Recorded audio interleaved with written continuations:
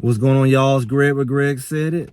Back again here on a nice rainy day. You're gonna have another dripping video with the rain. What they call it, AMR sounds, I believe, in the background. And I want to talk to y'all today about something I've been hearing about Coach Prime and the team, especially when it comes to the record last year. Like, of course, we had a lot of conversations about the record and how everything went about. But there's a belief system that Coach Prime and the Colorado Buffaloes recruiting will suffer until he wins, without considering all the things. Yeah, he bring a crowd, he bring the eyeballs, he bring all these different things. And they say, but he still hasn't created that pipeline to the NFL, which is, I mean, what can you say? He's only been there a year. And his first year, we'll see who make it this year. Maybe a couple guys, and definitely several guys should make it next year. So it's like they feel people waiting on that. But when it comes to the record itself, a lot of people are saying that they have to win this year. And to an extent, I agree. I do feel like they need to win this year for several reasons. And in a partial agreement, you definitely want to have a strong year, because this is one of your stronger teams. You got your stronger quarterback. You got your, top five guys, two top five guys on one team, which is rare. You got Travis Hunter, and you got a lot of guys that's coming out this year. So you already have to replace them.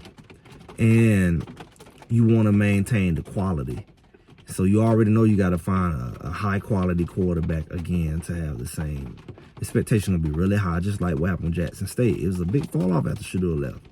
Because he's like, it's not another Shedeur like that. It's just, that's when you say you have a generational talent. It's not going to necessarily be another Travis Hunter. So, yeah, recruiting definitely goes a long way when replacing these guys. But for them to want to play at Colorado, saying that, hey, the record makes a difference. Just revisiting that record thing. Because I feel like people really play that record thing really strong, a lot stronger than they should. They keep throwing that 4 and 8 around as if more than half of the 8 games that they lost wasn't by a touchdown or less. Yeah, they lost 2 blowouts, and I think one more team beat them by 10. And that was at the end of the game, and, some weird stuff going on. But if you're going to use that analysis, if I was assessing that team and I was basing off how good they are, you really couldn't use the record. Yeah, they had a lot of flaws. They had a lot of lineman issues. They had this, they had that. But the talent still was there. They were still able to be a bowl eligible quality team. Now, you probably didn't want them to make the bowl because Buddy was beat up. I mean, you look at Zay Weaver, he's still recovering from his injury. He couldn't even go to the combine and pro day. He's still recovering. Shedeur was done. He's still recovering. So I'm not making no excuses. And people like to make all these comments, shoulda, woulda. Well, hey, bring some real analysis, because that's what I bring. The analysis is that the games were close. It was some weird calls. And it could have went either way. But like you seen with Utah, it should have went Colorado way more than not. But it was some intentional effort to ensure that man didn't make that bowl game. Just call it what it is. And the effort was clear in that game. So it's a lot of things that you got to look at more than just the position or the ranking of the team or the record of the team. You really have to look at the opportunity as a whole. You still playing for Coach Prime. You still have top players and exposure, and you're going to get some NIL. You may not get a lot of other funds, collectives, that's growing, but the NIL is definitely there. But as long as Coach Prime is there, you're going to get the exposure. You're going to get the opportunity. So I think a lot of the things that a person will look at, Colorado has. And if you look at the record, I would put an asterisk on it. I wouldn't let the record deter me from going to Colorado, because they really was, to me, like I said, at the floor, 7-5, and could have been 8-4. Just looking at the record, that's not saying what they could have been the ceiling, because the ceiling could have been even higher. But I'm just saying, based how they played last year, they should have been at least 7-5. You know they would have been 5-7 with just the Utah game back in itself. And it was just a couple other weird games. So that's what I say.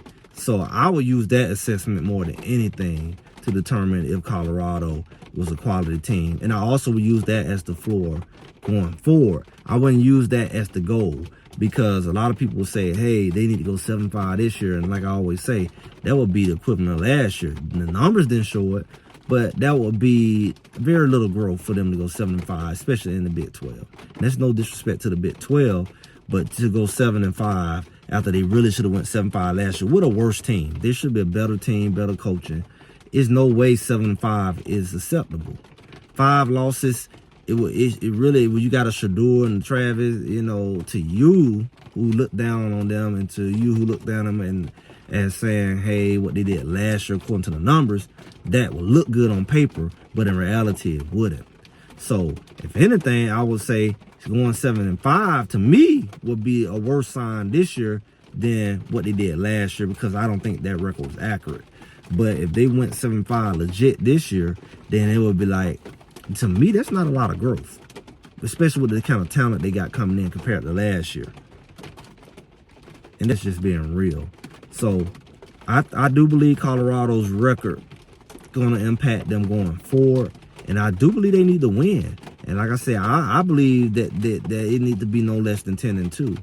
And that will help them to replenish their big-time guys with some big-time guys, some 5 stars, whether it's transfer or high school. That's what they're going to need to replace these guys, because these guys came with him. He didn't have to recruit them like that, the guys that are there now. But when these guys leave and the Shilohs leave, man, those going to be some big shoes to fill. So definitely Colorado has to have a big season this year. And just like they didn't want Colorado to make the bowl game last year, I don't think they want Colorado to make the playoff and have a big season. And they know that if he get what he needs, it's going to be a problem. So I expect the same kind of weird action and referees and all of that to take on. But that's a whole nother conversation. I've talked about it before. I'm sure I'm going to talk about it again. But with that, I'm Greg, where Greg said it. And I'll talk to y'all soon.